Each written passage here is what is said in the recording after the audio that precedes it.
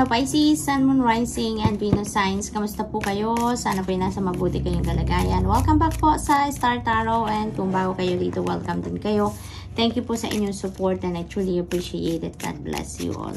Tignan natin kung anong mga messages ninyo for October 29 to November 4 for Pisces.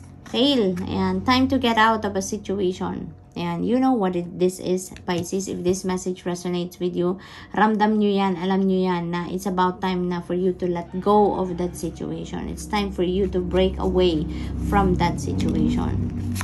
We have wail, ayan, great worry over nothing. Ayan, so maaaring pinoproblema ninyong mabuti kung ano man ang sitwasyon na yan. But you know what, ang sinasabi ng card nito sa inyo, you are just worrying, super worry. Pero you're not necessarily talaga na mag-worry kayo. Kasi you have nothing to worry about in the first place, Pisces.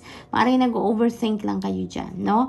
But ayan, sana maano kayo, ano ang tawag dyan, malinawan ang isipan ninyo na wala kayong dapat na ipag-alala. Okay?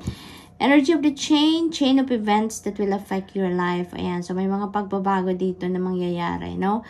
Maaring yung panahon na to na you need to get out of a situation, yan ang magsisimula ng domino effect, no?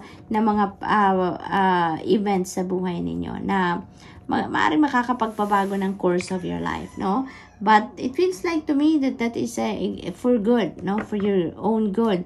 Kasi ito, parang siguro tensionadong sitwasyon yan, or that is no longer serving your best interest, kaya kailangan na ninyong umalis sa sitwasyon na yan. And you know, sa pag-alis nyo na yan, marami ang pagbabagong mangyayari. Maraming magbukas na opportunities para sa inyo dito, no? Kapag umalis na kayo dyan. So, pakiramdaman ninyo ang lahat, no? Pisces. Activation, ayan. So, ano to? Parang springtime sa buhay ninyo ito, Pisces, no? Ma-activate na dito yung soil, kung baga, na pagtatamnan ninyo, because now is the time for you to plant seeds. Kung ano yung gusto ninyong mangyari sa buhay ninyo in the future, no? Sa 3D reality ninyo, depende sa kung anong picture ang gusto ninyong makita dyan, that yung seeds na ipaplant ninyo depends on that, no? Depende sa kung ano yung gusto ninyong ma-experience sa 3D reality ninyo, yun ang ipaplant ninyong mga sitwasyon, yun ang mga bagay na gagawin ninyo na makakarating kayo doon, no? Sa kung ano man ang gusto ninyong makita sa buhay ninyo. You may need to do some meditation in order for you to let go of that worry and stress na nasa isip ninyo. That is not necessary at all, sabi ng card na yan sa inyo, no? So you may need to meditate nang sa gayon ma-relax ang buo ninyong katawan, ma-relax ang isip ninyo, damdamin ninyo, nang sa gayon makapag-declutter din kayo ng mga worry na yan, ng iba pang negative thoughts, feelings, and emotions na nandiyan sa sarili ninyo na hindi naman kailangan, no? We have freedom. Ayan. So, maybe, you know, yung na yan, yung sitwasyon na yan, you are being restricted to be you. You are being restricted to express yourself, no? So, now, you are going to reclaim your freedom, Pisces. So, talaga, no, matatauhan siguro ang iba sa inyo dito, Pisces, to get out of that restrictive situation, no? At ngayon, you are going to be free. You are going to reclaim your freedom, your independence, your personal power, no? So, lakasan ninyo ang loob ninyo dyan, Pisces, no? It's really necessary for you to get out of that situation if that is a very restrictive energy, very unhealthy yan para sa inyo, no? But with the freedom card dito, so looks like talagang makakawala kayo sa sitwasyon na yan. We have life is a mystery. Ayan, Pisces. Ito yung yung kailangan natin din laging pakaisipin na yung buhay natin is very mysterious, di ba? Kasi maraming bagay ang nag-unfold sa realidad natin na mga hindi natin ina-expect, mga hindi natin plinano, but it just unfolds, no? It's because, di ba, Life is a mystery. We have, God is sending us miracles once in a while. Kaya talaga namang may mga bagay na nangyayari sa buhay natin na hindi na natin kailangang alamin kung paano nangyari, kung bakit nangyari. Let's just embrace it and let's just be grateful, no? Magpasalamat na lang tayo sa Divine Universe and na lang natin, i-embrace na lang natin. We have time to let go. Ayan. So, definitely, Pisces, napakalakas ng panawagan sa inyo dito, no? Panahon na para mag-release ka na. I-release mo na yung sitwasyon na to, kung ano man yan na hindi na nagsaserve ng iyong highest good, at mag-break free ka na from that, no? It's time to go. Nang sa gayon, makapag-move on ka na, makapag-move forward ka na din sa buhay ninyo, and you can start a life of your own, 'di ba? Kasi parang dito restricted kayo. Hindi kayo makapagdesisyon para sa sarili ninyo siguro. Hindi kayo nagiging kayo. You can't express yourself diyan, no? Parang someone else or a situation is running your life, no? Parang hindi kayo wala kayong laya na maging kayo. But now, you're going to be free. No? You're letting go. No?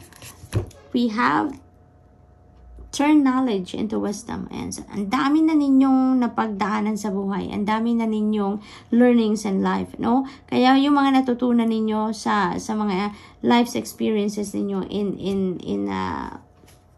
in your life, turn it into wisdom. You can apply that sa buhay ninyo, sa mga pangyayari sa buhay ninyo sa ngayon, maybe now is the time for you to apply your wisdom sa mga ganap sa buhay ninyo ngayon, Pisces.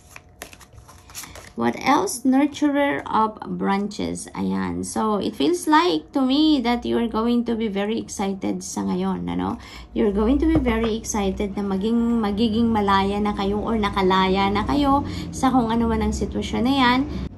Ngayong malaya na kayong i-express ang sarili ninyo, it feels like to me na talaga magiging excited kayo sa mga plano din ninyo sa buhay ninyo. Kasi may mga plano din kayo para sa buhay ninyo in the past, but you really can't do it, diba? Kasi maaring ibang tao ang nagdedesisyon para sa inyo. But ngayon na malaya na kayo, you're going for it.